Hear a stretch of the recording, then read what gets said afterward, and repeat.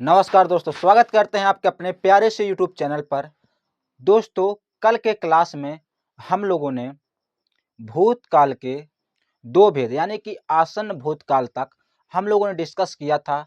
आज की क्लास में हम लोग वहीं से कंटिन्यू करेंगे। तो अगर आप चैनल पर नए हैं तो चैनल को सब्सक्राइब और वीडियो को लाइक करना ना भूलें।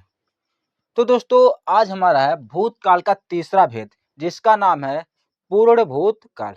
दोस्तों, हम लोगों ने पिछले वीडियो में भूतकाल के 6 भेद देखे थे, जिसमें पहला था सामान्य भूतकाल और दूसरा था आसन्न भूतकाल। आज हम लोग तीसरा भूतकाल देख रहे हैं, जिसका नाम है पूर्ण भूतकाल।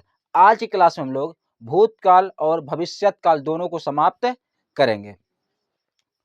पूर्ण भूतकाल, जैसे कि इसके नाम से ही पता चल रहा है, पूर्ण यानी कि पूरा और बीते हुए समय में। भूतकाल मतलब बीता हुआ समय और पूरा मतलब पूरा होना। तो इसमें दोस्तों बीते हुए समय में कार्य पूरा होता है।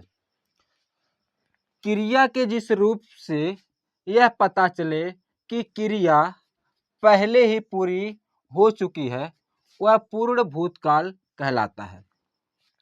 यानी कि क्रिया क्रिया मतलब होता है काम के जिस रूप से हमें यह पता चले कि कार्य पहले ही यानी कि भूतकाल में ही पूरा हो चुका है, उसे कहते हैं पूर्ण भूतकाल। इसके हम पहचानेंगे कैसे कि पूर्ण भूतकाल कौन सा है? तो दोस्तों, वाक्य के अंत में था, थी, थे, चुका था, चुकी थी, चुके थे आते हैं। जो वाक्य होगा उसके अंत में था, थी, थे, चुका था, चुकी थे, चुके थे, ये सब शब्द आते हैं। हम इसको लोग उदाहरण देखते हैं। क्या है उदाहरण? जैसे उसने बच्चे को मारा था। जैसे उसने बच्चे को मारा था।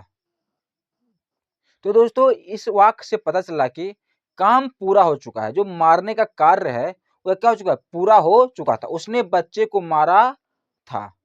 तो जो मारने का काम है बच्चे को, वो क्या पूरा हो चुका है। उसने बच्चे को मारा था, यह काम पहले यानी कि भूतकाल में पूरा हुआ प्रतीत होता है।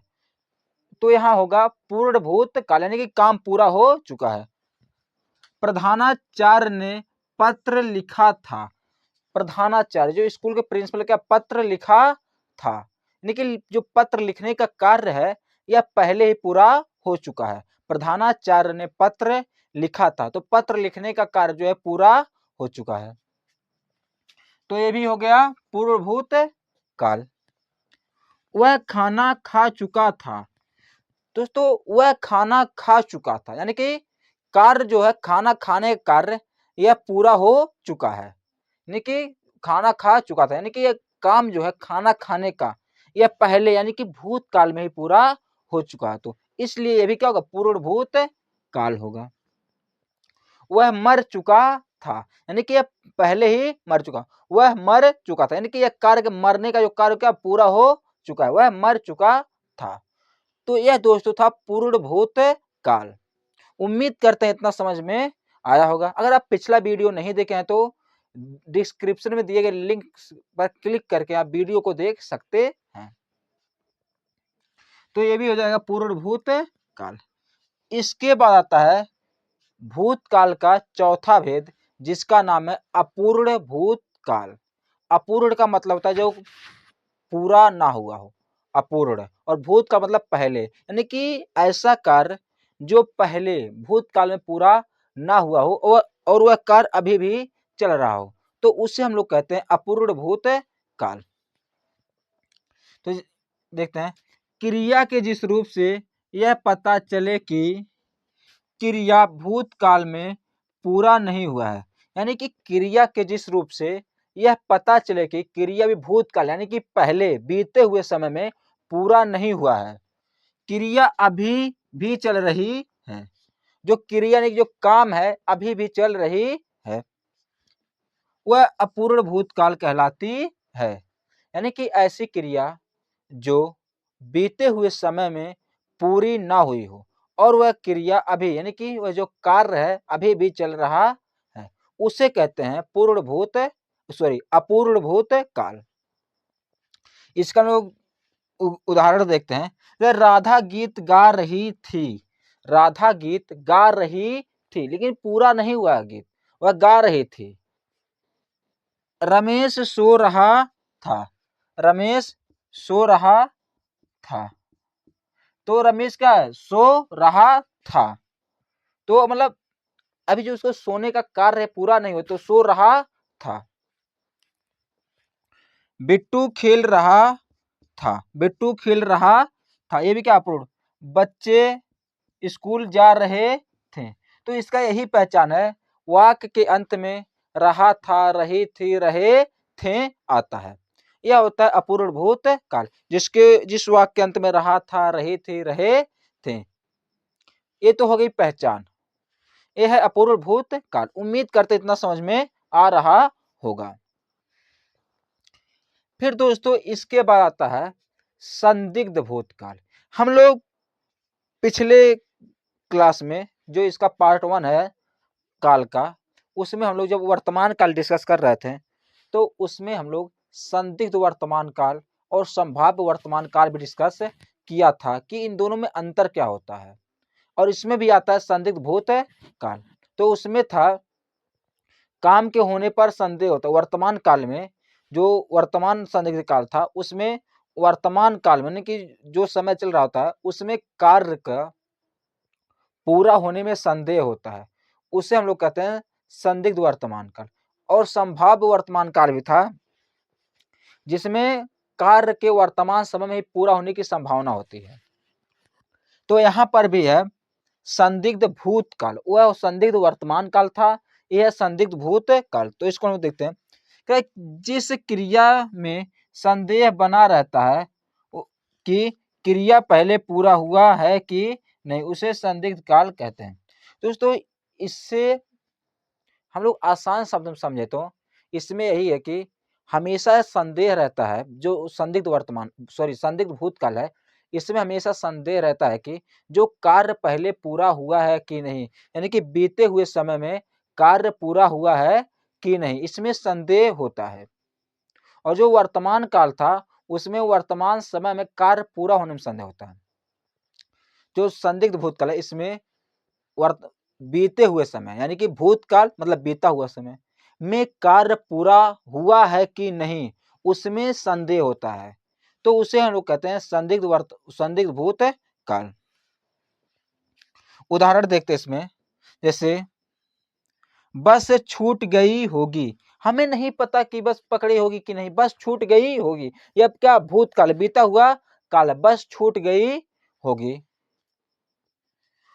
वह गया होगा, वह गया होगा, क्या है, संदेह है कि मतलब बीते हुए समय वह गया होगा।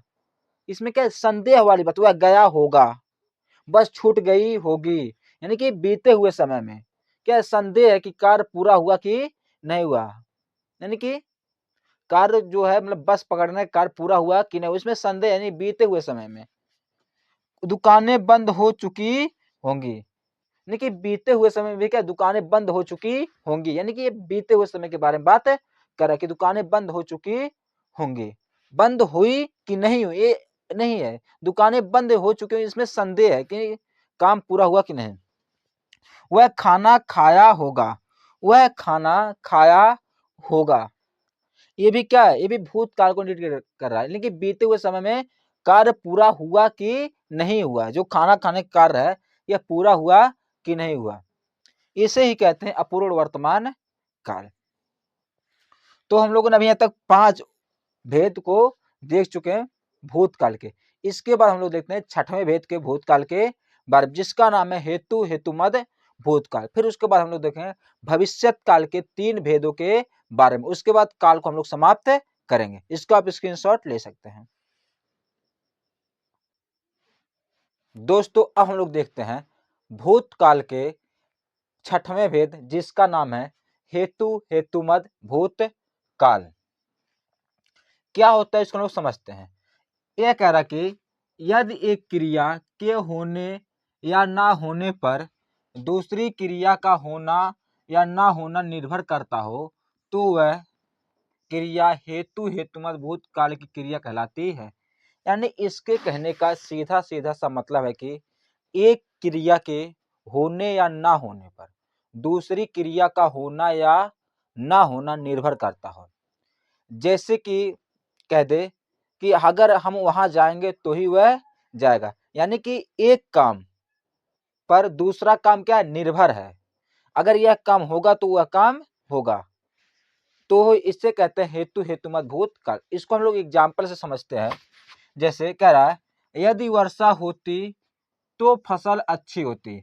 यहाँ कह रहा है कि यदि वर्षा होती, अगर वर्षा होती तो फसल अच्छी होती, अगर वर्षा नहीं होती तो फसल अच्छी नहीं होती। यानी कि यहाँ पर वर्षा होने पर फसल का होना निर्भर है, अगर वर्षा नहीं होती तो फसल नहीं होती।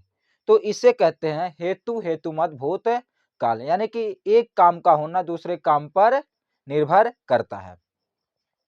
जैसे कह रहा अगर तुमने परिश्रम किया होता तो पास हो जाते। कह रहा है कि अगर तुमने परिश्रम किया होता तो पास हो जाते, अगर परिश्रम नहीं किए तो फेल हो गए, अगर परिश्रम किए होते तो पास हो जाते। यहाँ पर परिश्रम का परिश्रम पास होना डिपेंड है परिश्रम पर, अगर परिश्रम कार्य होता तो पास होता। इसी को कहते हैं हेतु हेतु मत भूत काल। उम्मीद करते हैं समझ में आया होगा।